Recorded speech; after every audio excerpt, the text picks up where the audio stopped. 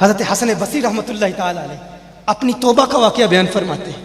وہ فرماتے ہیں کہ میں امیر کبیر شخص تھا، بہت امیر تھا، اور بصرہ کی گلیوں میں غریبوں کی خدمت کیا کرتا تھا.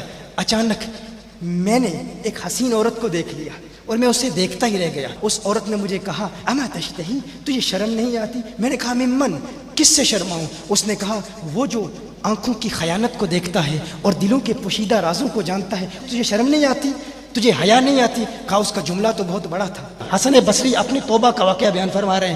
فرمایا اس کا جملہ تو بہت بڑا تھا، لیکن وہ اتنی حسین تھی، ایسی خوبصورت تھی، میں پھر بھی مسلسل اسے دیکھتا رہا اور دیکھتا ہی رہ گیا. اور پھر آخر اس نے کہا کیوں بار بار مجھے دیکھتا ہے؟ میں نے اس عورت کو کہا کہ تیری آنکھیں اتنی خوبصورت ہیں کہ تیری جھیل جیسی آنکھوں میں ڈوبنے کا جی چاہتا ہے. اس عورت نے کہا اچھا تو ایسی بات کرتا ہے، تو یہاں انتظار کر. وہ عورت اپنے گھر میں چلی جاتی ہے. تھوڑی دیر کے بعد کہا میں انتظار کر رہا تھا. تھوڑی دیر کے بعد اس کی خادمہ آتی ہے، اس کے ہاتھ میں ایک تشت ہے اور اس تشت کے اندر اس پر ایک کپڑا ہے. کہا میں نے کپڑا اٹھایا تو اس میں اس کی 2 آنکھیں تھیں. اس نے اپنی 2 آنکھیں نکال کے اپنی خادمہ کو دے دی کہ اس کی وجہ سے اس کا دل دین سے دور ہوا ہے، مجھے یہ آنکھیں نہیں چاہیے. کہا اس پر ایک کاغذ تھا، کاغذ پر لکھا ہوا تھا مجھے ایسی آنکھوں کی ضرورت ہی نہیں جس سے ایک مرد فتنے میں مبتلا ہو جائے. میری بہنیں جو اس گفتگو کو سن رہی ہیں ان کی بارگاہ میں بھی عرض ہے، وہ بہنیں جو گھنٹوں آئینے کے سامنے کھڑی رہتی ہیں فقط اس نیت سے کہ اپنے بالوں کو یوں سنواریں کہ مردوں کو فتنوں میں مبتلا کریں،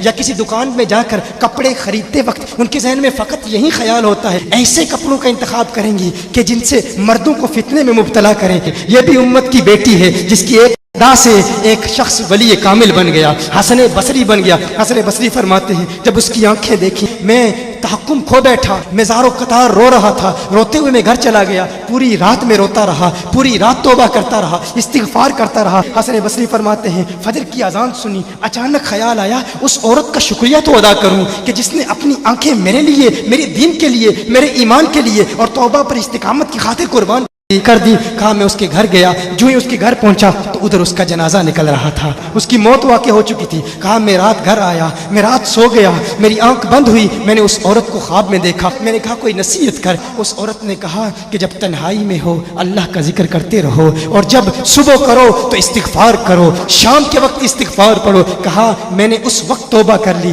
ایک عورت میری توبہ کا سبب بنی، ایک عورت کی وجہ سے مجھے توبہ پر استقامت ملی. یہی حسن بصری پھر وہ واقعہ بھی آتا ہے، وہ دور بھی آتا ہے، ان کا ڈر کتنا ہے، ان کا تقوی کتنا ہے، پرہیزگاری کتنی ہے. یہی حسن بصری ایک دن ایک شخص نے حسن بصری رضی اللہ تعالی عنہ سے کہا ہے حسن بصری کیا آپ جانتے ہیں کہ جہنم سے جو شخص سب سے آخر میں جہنم سے نکالا جائے گا اور پھر یا حنانو یا منانو پڑھتا ہوا جہنم سے باہر نکلے گا. حسن بصری فرماتے ہیں کاش میں وہ شخص ہوتا، کاش میں وہ شخص ہوتا.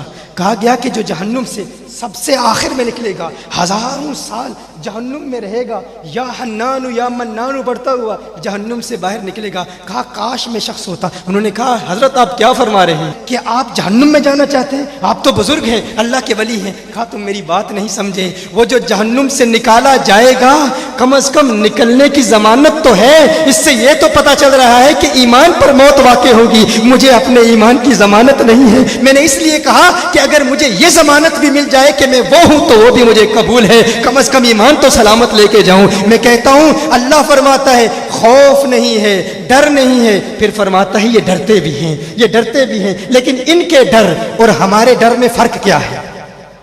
ان کے ڈر اور ہمارے ڈر میں فرق کیا ہے؟ وہ ایک سے ڈرتے ہیں، کسی دوسرے سے نہیں ڈرتے. فرق کیا ہے؟ وہ ایک سے ڈرتے ہیں، ایک سے ڈرتے ہیں، کسی دوسرے سے نہیں ڈرتے. ہم اس ایک سے نہیں ڈرتے، اسی لیے ہر ایک سے ڈرتے. یہ فرق ہے. ہم اس ایک سے نہیں ڈرتے، اسی لیے ہر ایک سے ڈرتے ہیں.